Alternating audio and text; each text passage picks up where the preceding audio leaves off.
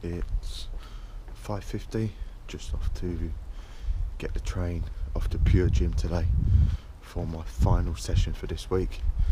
Felt a bit tired waking up today, feel fresh in that.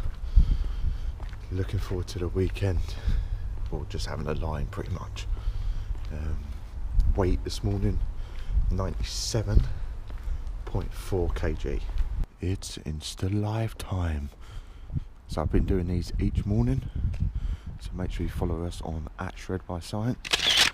So just working on a spreadsheet now. We've got all of the foods we're using from Tesco's into a spreadsheet. You put the grams in, it churns out the macros. I'm doing Roberta's and Michael's macros from Integra. So I've got a spreadsheet here where I can put how many protein, carbs and fat for a meal, and it works out what's remaining for the rest of the day. First floor to Integra. Lower body anatomy day.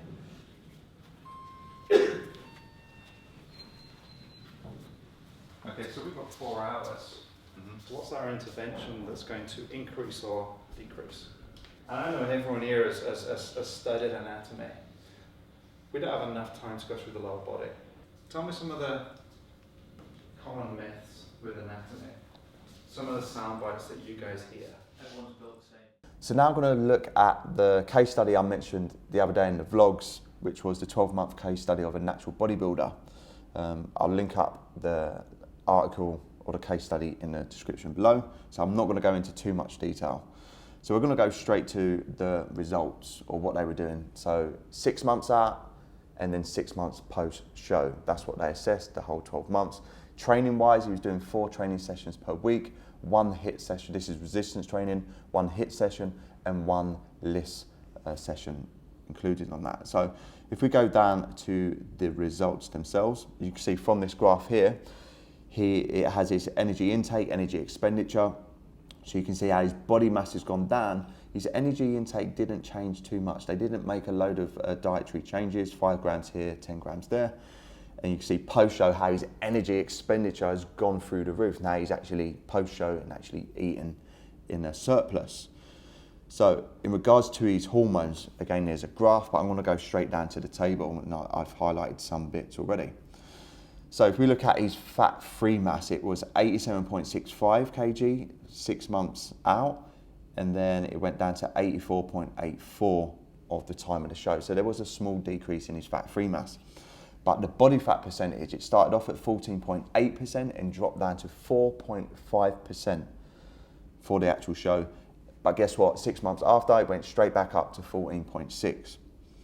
Now, if we look at his strength now and his performance, his squat dropped quite a bit. It went from 210.9 to 181.9 kg, but it went back up post-show to even better than the start of his diet.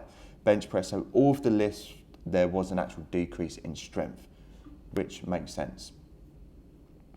So straight onto the testosterone. So I'm going to actually talk about my test levels a little bit here. The range here is 2.9 to 13.